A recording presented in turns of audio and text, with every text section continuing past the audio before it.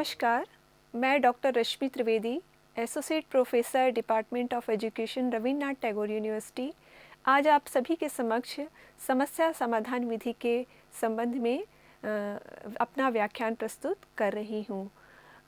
समस्या, जैसा कि शब्द से ही हमें स्पष्ट होता है कि यह एक ऐसी विधि है जिसमें कि समस्या के बारे में विचार किया जाता है और लक्ष्य के बारे में विचार किया जाता है। विज्ञान शिक्षण के लिए शिक्षक अनेक शिक्षण विधियों का उपयोग करता है।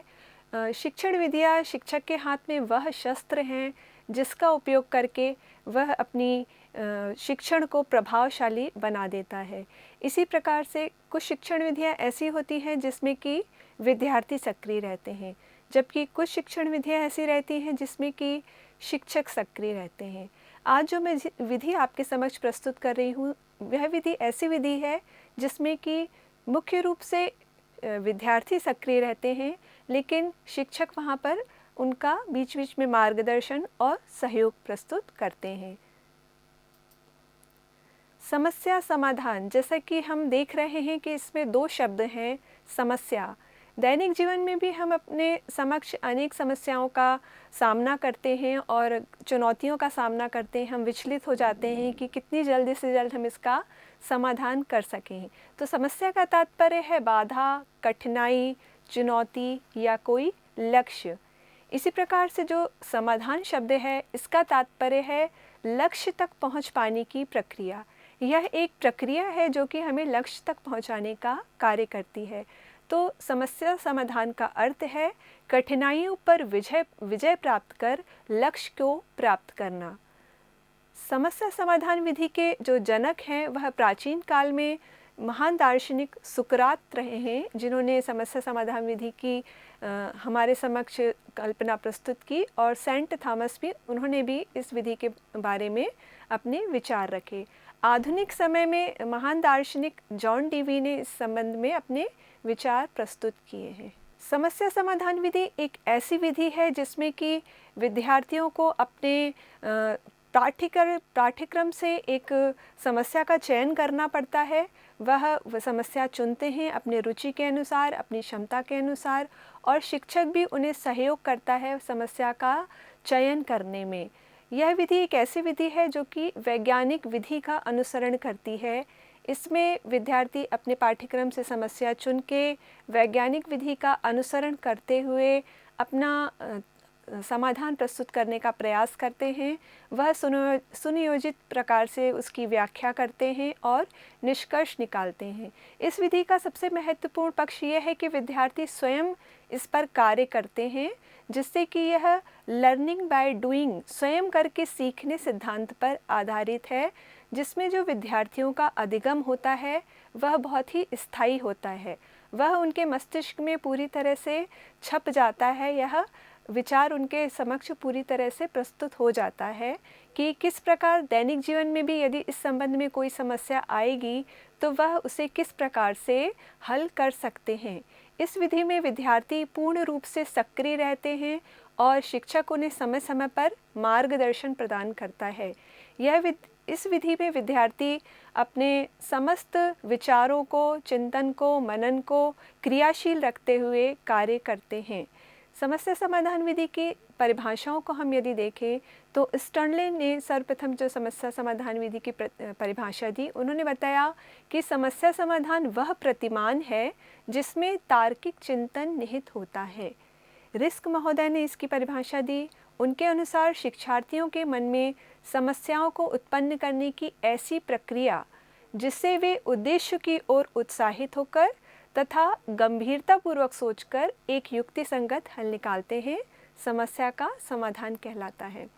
इन परिभाषाओं पर हम यदि चिंतन करें, विचार करें, तो सभी विचारकों का यही मत है कि समस्या समाधान विधि वह विधि है जिसमें कि विद्यार्थी तर्कपूर्ण मनन चिंतन करते हुए, वैज्ञानिक विधि का अनुसरण करते हुए, उत्साहपूर्ण और गंभीरतापूर्ण सोच विचार कर उद्देश्य की प्राप्ति के लिए कार्य करते हैं। यह विद्यार्थियों को दैनिक जीवन में आने वाली समस्याओं का समाधान करने के लिए प्रेरित करती है। कहा गया है well begun is half done, यदि हम किसी समस्या के प्रारंभ में ही उसकी पूरी योजना बना लें तो वह हमारी समस्या हमें बहुत सहयोग करती, हम सहयोगपूर्ण उसको समाधान कर सकते हैं। तो समस्या का चयन करते समय हमें कुछ महत्वपूर्ण बातों का ध्यान रखना आवश्यक है कि वह क्या-क्या बातें हैं जिसके आधार पर विद्यार्थी समस्या का चयन करें। सबसे पहला जो बिंदु है वह यह है कि पूर्व ज्ञान से संबंधित विद्यार्थी जो भी समस्या चयन करें या शिक्षक उन्हें जो भी समस्या दें वह उनके पूर्व ज्ञान से संबंधित हो, उनकी रुचि और उनके आयु को ध्यान में रखते हुए उन्हें समस्या दी जाए। समस्या उपयोगी हो तथा व्यावहारिक हो। जो भी समस्या का वह समाधान करें उसकी दैनिक जीवन में कुछ ना कुछ उपयोगिता होना आवश्यक है। साथ ही विद्यार्थियों की उसमें रुचि हो और जो भी समस्या चयन की जाए वह चुनौतीपूर्ण हो।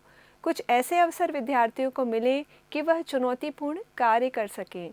छात्रों में सोचने, समझने, तर्क करने की शक्ति विकसित हो सके।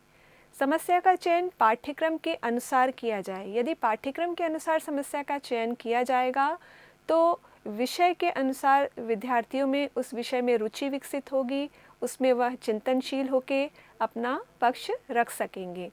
समस्या के आलोचनात्मक पक्ष पर भी पूरा ध्यान रखा जाए कि उस समस्या का यदि समाधान कुछ निकलता है तो उसका कुछ आलोचनात्मक पक्ष हो सकता है क्या? यदि हो सकता है तो उसका क्या उत्तर दिया जा सकता है या उसका क्या समाधान हो सकता है।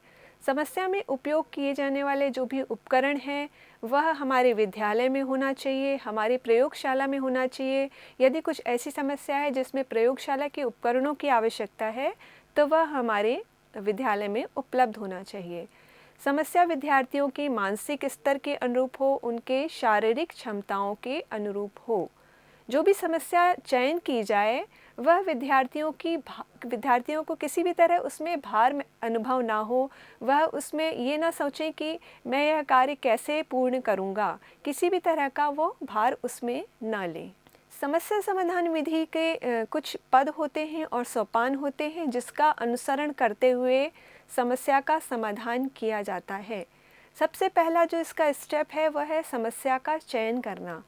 जैसा कि मैंने अभी बताया कि जब भी समस्या ली जाती है उसमें विद्यार्थियों की आयु का ध्यान रखना बहुत आवश्यक है, विद्यार्थियों की रुचि का ध्यान रखना आवश्यक है, मानसिक स्तर का ध्यान रखना आवश्यक है और जो भी समस्या चयन की जाए वह विद्यार्थी उसमें पूर्ण रूप से सक्रिय रहकर कार्य कर सकें और उसका समाधान कर सकें। इसका जो दूसरा चरण है वह है जानकारी का संग्रह। जानकारी का संग्रह से तात्पर्य है कि समस्या से संबंधित जो भी आवश्यक जानकारी है यदि पूर्व में उसका समाधान किया जा चुका है तो वह कहाँ तक किया जा चुका है और उसको किस तरह से आगे ले जाया जा सकता है या उसका संदर्भ की तरह किस तरह से हम उपयोग कर सकते हैं, ये इस पद में देखा जाता है। इसका जो तीसरा स्टेप या पद है वह है समस्या का प्रस्तुतिकरण। समस्या के प्रस्तुतिकरण में सबसे महत्वपूर्ण बात यह है कि हम उसके उद्देश्य या उससे संबंधित परिकल्पनाओं का निर्धारण करते हैं कि हमारी परिकल्पनाएं क्या होंगी। इसके अतिरिक्त उस समस्या से संबंधित यदि हम कोई डेटा ले रहे हैं या प्रदत्त ले रहे हैं तो वह हम किस प्रकार से उसका प्रदत्तों का चयन करेंगे, कहाँ से लेंगे और उसके उपकरण क्या होंगे। प्रदत्तों के संकलन के अलावा उसके उपकरण कौन से होंगे जिससे हम उसका समस्या समाधान विधि में उपयोग करेंगे। और इसके अतिरिक्त इसके बाद का जो चरण है वह उसमें हम बताते हैं कि किस प्रकार से प्रदत्तों का विश्लेषण किया जाएगा। यह पूरी प्रक्रिया, पूरी सोपान जो भी हम समस्या के समाधान में प्रस्तुत कर रहे हैं वह पूरा प्रस्तुतिकरण में हम दिखाते हैं और प्रस्तुत करते हैं। चौथा जो है इसका चरण है वह प्रदत्त संग्रह। प्रदत्त संग्रह से तात्पर्य यह है कि जो भी उपकरण हम लेंगे समस्या के समाधान के लिए उसका संग्रह किस प्रकार से किया जाएगा, इसके बारे में पूरा विचार किया जाता है और हम इसमें उपकरणों का या टूल्स का उपयोग करके उसका एनालिसिस करते हैं, प्रदत्तों का संकलन करते हैं। जो इसका पांचवा जो स्टेप है वह है एनालिसिस ऑफ डेटा या प्रदत्तों का विश्लेषण। हमने जो भी डेटा का कलेक्शन किया है, प्रदत्तों का संकलन किया है, हम उसका विश्लेषण करते हैं। गणितीय या सांख्यिकी विधि का उपयोग करते हुए हम उसका विश्लेषण करते हैं। इसका जो छठा पद है या सोपान है वह है निष्कर्ष निकालना। हमने प्रदत्तों का संकलन कर लिया, विश्लेषण कर लिया, अब हम उसमें निष्कर्ष निकालते हैं कि हमारे समक्ष जो भी व्याख्या की है, हमने विश्लेषण किया है, तो हमारी जो समस्या है उसके क्या निष्कर्ष निकले हैं। यह संपूर्ण क्रियाविधि होने के बाद इसका जो आखिरी चरण है वह है रिपोर्ट राइटिंग या फिर लेखा तैयार करना। हम जो भी समस्या लेते हैं और उसका समाधान करते हैं वह हम एक रिपोर्ट के रूप में उसको प्रस्तुत करते हैं, जिससे कि उसका मूल्यांकन किया जा सके।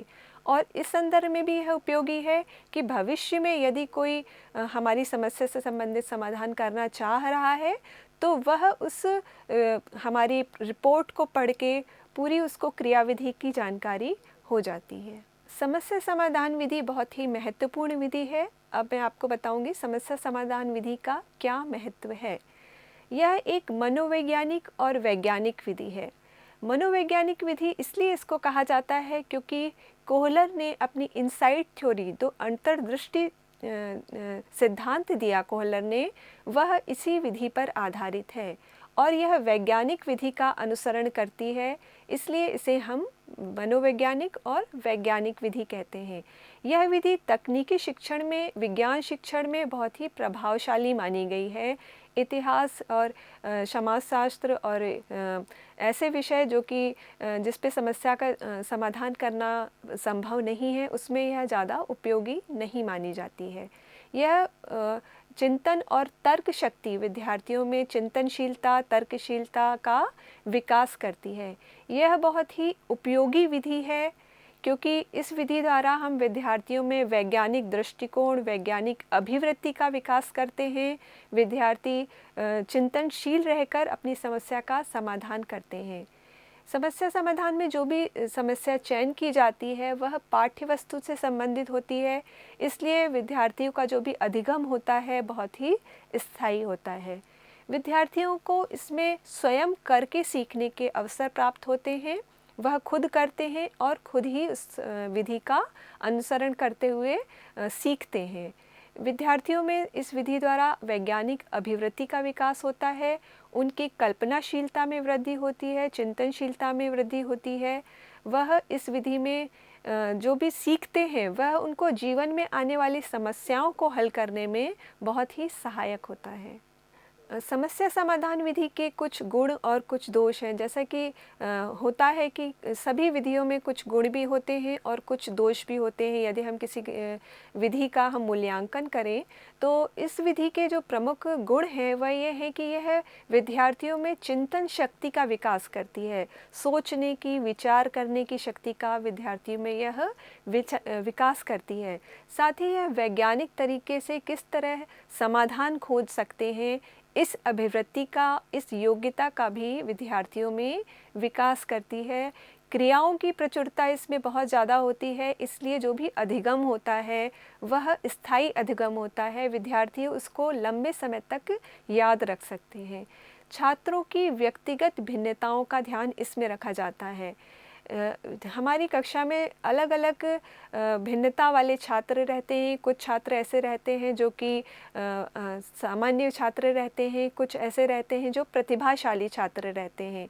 तो हम यदि एक शिक्षक का दायित्व है कि यदि वह विद्यार्थियों को कोई समस्या दे रहा है तो वह विद्यार्थियों की व्यक्तिगत भिन्नताओं को ध्यान में रखते हुए दे, जिससे कि सभी विद्यार्थी इस पूरी पद्धति में, इस पूरी क्रियाविधि में अपना ध्यानपूर्वक कार्य संपन्न कर सके।